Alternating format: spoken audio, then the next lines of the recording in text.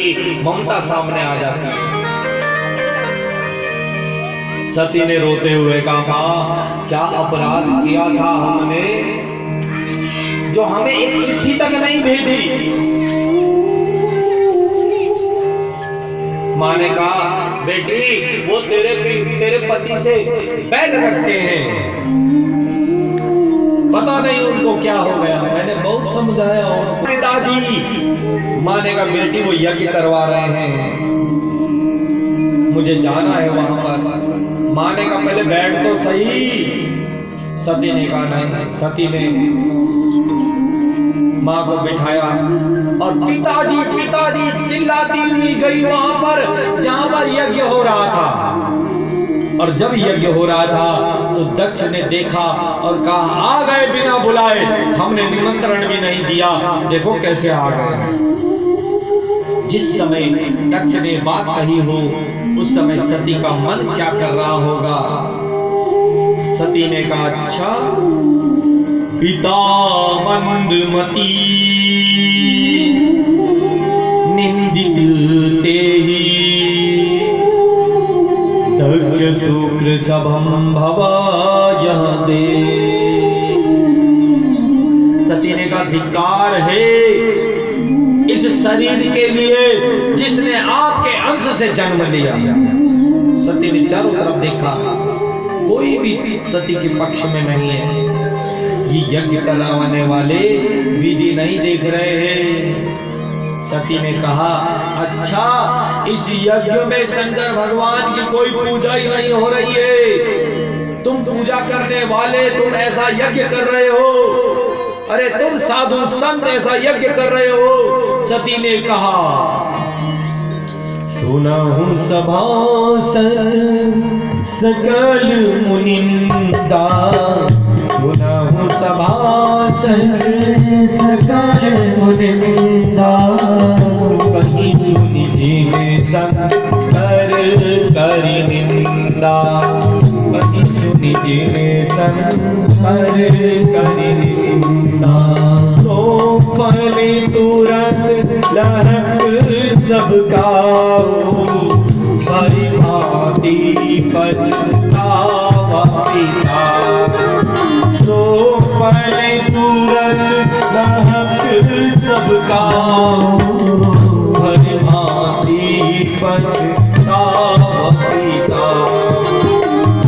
अरे और ऋषियों मुनियों कान खोल करके सुन लो, कहीं सुनी जिन शंकर करी निंदा, तुमने यहाँ शंकर भगवान की निंदा की है, अपमान किया है।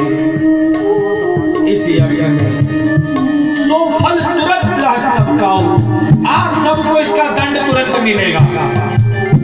और भली भांति पछतावा पिता हो। और पिता को कहा, तुझे तो भली भांति पछताना पड़ेगा। और मेरे पिता को दक्ष को भली भांति पछताना पड़ेगा। और योग की पत्नी ने क्या किया, एक आसन लगाया, प्राणायाम लगाया और योग के द्वारा अग्नि प्रकट कर दी, अग्नि प्रकट कर दी और उस अग्नि में अपना शरीर जला दिया। बोले सती मैया। सती जल गई, हाहाकार मच गया। शिव जी के गणों को पता लगा कि सती जल गई। शिव जी के गण वहां गए, उपद्रव मचाया, खूब तांडव मचाया। यज्ञ के आचार्य ने ऐसे मंत्र पढ़े कि ऋभु नाम के देवता प्रकट हुए, निकले, उन्होंने गणों की पिटाई करके भगा दिया। और जब नारद, इसके बाद नारद जी गए कैलाश। नारद ने कहा शंकर भगवान को, प्रभु सती जल गई। शंकर भगवान हंसने लगे। शंकर भगवान ने कहा मुझे पहले ही पता था। नारद जी ने कहा है इसकी तो कोई पल्ले नहीं पड़ी, कोई जले कोई मरे, इसको कोई फर्क ही नहीं पड़ता। नारद जी ने कहा, अरे महाराज उसके बाद आपके गणों की भी पिटाई हुई। जैसे ही सुना भगवान ने मेरे गणों की पिटाई हुई, शंकर भगवान को क्रोध आया और अपनी जटा खोली और खोल करके जोर से पहाड़ में मारी, जोर से पहाड़ में मारी और वीरभद्र प्रकट हो गए। बोले वीरभद्र महाराज की।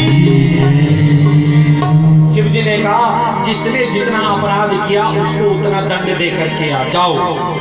और वीरभद्र गया जिस अंग से उन्होंने शिव जी के गणों की पिटाई की, उनका वही अंग काट दिया वीरभद्र ने।